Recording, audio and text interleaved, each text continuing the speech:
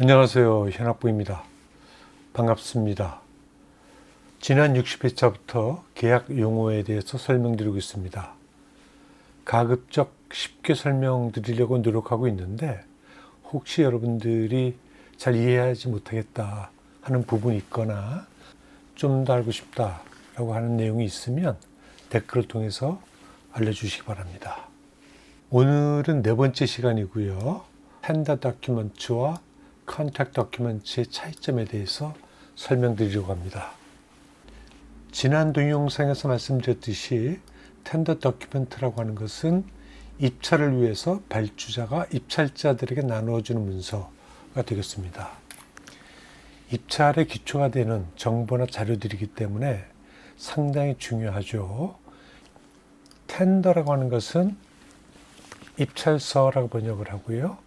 입찰을 위해서 입찰자가 발주자에게 제출하는 문서가 되겠습니다.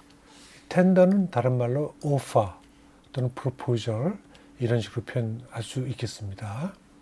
컨택트 다큐멘트는 뭐냐 하면 계약 당사자, 원청계약이면 발주자와 시공자가 되겠고 하청계약도 있고 그것이 어떤 계약이 되었건 간에 계약의 당사자를 구속하는 문서를 이야기합니다. 문제는 이 텐더 다큐멘트와 텐더와 컨택트 다큐멘트의 내용이 같지 않다라고 하는 데 있습니다. 지금 보고 계신 내용은 FDIC 계약 조건을 사용하는 경우에 통상적으로 적용되고 있는 다큐멘트를 구별해 놓은 표현인데요. 텐더 다큐멘트와 컨택트 다큐멘트가 어떻게 달라지는지 살펴보시면 되겠습니다. 이 텐더 다큐멘트의 내용 중에서 컨택트 다큐멘트에 포함되지 않는 그런 문서들이 있어요. 예를 들면 Letter of Invitation to Tender, 입찰 초청, 편지죠. 이 편지는 컨택트 다큐멘트에 들어가 있지 않고요. 그 다음에 Instruction to Tenderer, 입찰 지시서 또는 입찰 안내서라고 표현이 되는 문서인데 이 문서도 이 컨택트 다큐멘트에는 포함되어 있지 않습니다. 그 다음에 이 텐더 다큐멘트에 없는 그런 문서들이 컨택트 다큐멘트에 포함되어 있는 경우들을 볼 수 있는데요. 예를 들면 컨택트 어그리먼트. 양식은 텐더 다큐멘트에 포함될 수 있지만 이 컨택트 어그리먼트, 서명된 컨택트 어그리먼트를 얘기하는 거죠. 발주자와 시공자 간에. 그래서 이 컨택트 어그리먼트는 완성된 그런 컨택트 어그리먼트를 의미한다.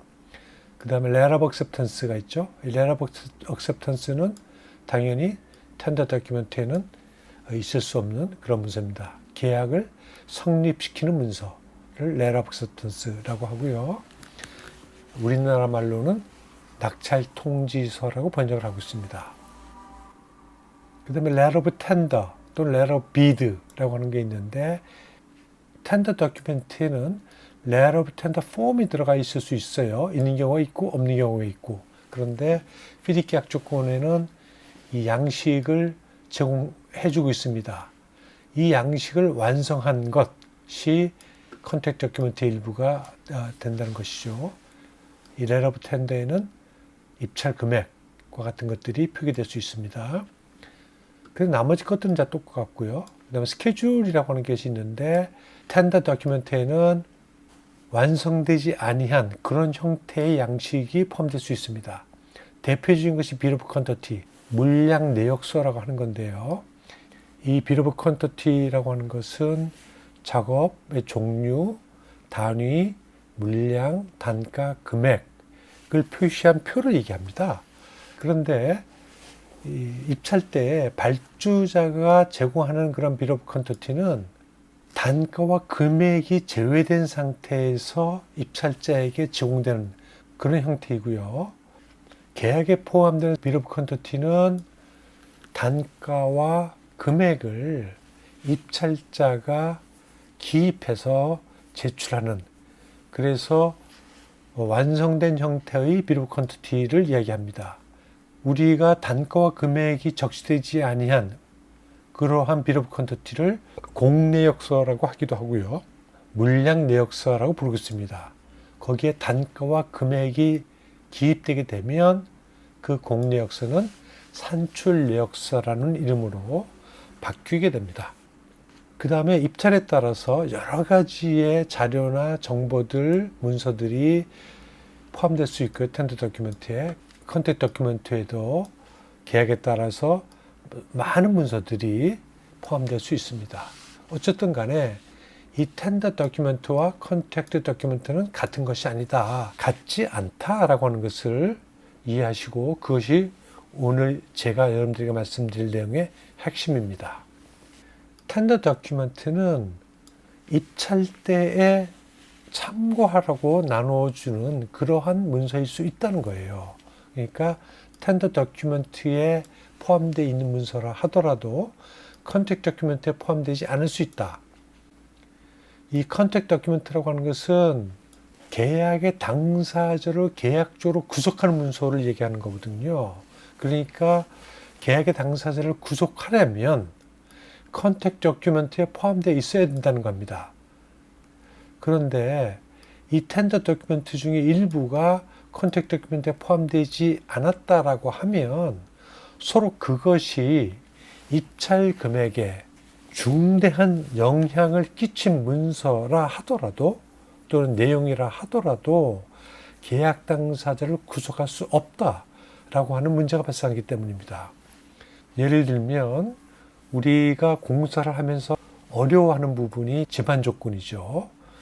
이 텐더 도큐멘트에 집안 조건에 대한 자료가 포함되어 있었다. 집안 조사 보고서 또는 지질 조사 보고서 이런 것들이 텐더 도큐멘트에 포함되어 있었다. 그런데 그러한 중요한 문서가 컨택트 도큐멘트에 포함되어 있지 않다면 이거는 굉장히 심각한 리스크가 시공사에게 발생할 수 있다고 하는 거예요. 왜냐하면 입찰 금액을 정할 때 그 집안조사 보고서, 텐더 도큐멘트에 포함되어 있는 집안조사 보고서를 기초로 해서 입찰 금액을 정했을 것이고, 그렇게 해서 입찰을 했는데 계약 이후에 내 입찰 금액의 근거가 되는 그러한 집안조사 보고서가 발주자를 구속하지 못하는 문서로 되어 있다라고 하게 되면 이거는 굉장히 심각해지잖아요. 권리 주장을 할 수 없다 이런 얘기가 되는 거니까 이건 굉장히 심각한 문제가 발생할 수 있습니다. 그러니까 우리가 이해해야 될 것은 뭐냐면 입찰 때 받은 문서들 중에서 컨택트 도큐멘트에 포함되지 아니하는 그런 문서들이 있는지를 확인해 보시고, 만약에 그런 문서들이 중요한 영향을 끼친다라고 판단되시면 이거는 입찰 자체를 심각하게 고민해 보셔야 된다. 이런 이야기를 드리려고 하는 겁니다. 그러면 계약 당사자를 구속하는 컨택트 도큐멘트가 계약 문서 어떤 문서에 정의가 되도록끔 하고 있느냐, FIDIC의 경우를 얘기하는 건데요. 여러분의 경우도 한번 참고해 보세요. FIDIC은 계약 문서가 Contract Agreement, Conditions of Contract 이 두 개의 문서에 정의가 되도록 하고 있습니다. 그러니까 다른 문서에 정의가 되면 뭐 안 되는 건 아니지만 문제가 발생할 수 있다라고 하는 것을 이해를 하셔야 되는 건데, 실제 있어서는 이 두 개의 문서 이외에 다른 문서들에도 계약 문서들을 정의하는 경우들이 종종 발생하고 있습니다. 예를 들면 Letter of Acceptance에 정의를 한다든지, 또는 이 기술 문서인 Specification, 시방서의 계약 문서를 정의한다든지, 또는 여타 다른 문서들의 계약 문서를 정의하는 경우들이 있는데요. 만약 그런 경우라고 하게 되면 계약 문서들을 정의하고 있는 이 많은 문서들이 서로 다르게 정의할 수 있고, 그렇게 다르게 정의를 하고 있는 경우에는 해석성의 문제를 발생시킬 수 있다. 해석성의 문제를 발생시킨다고 하는 것은 분쟁의 씨앗이 될 수 있다 라고 하는 것을 염두에 두시고요.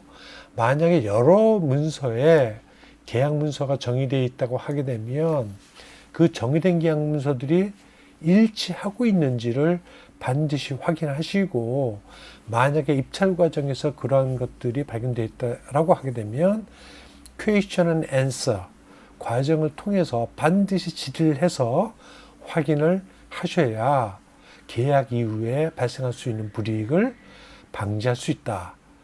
이렇게 이해를 하셔야 됩니다. 예, 오늘은 여기까지 하겠습니다. 감사합니다.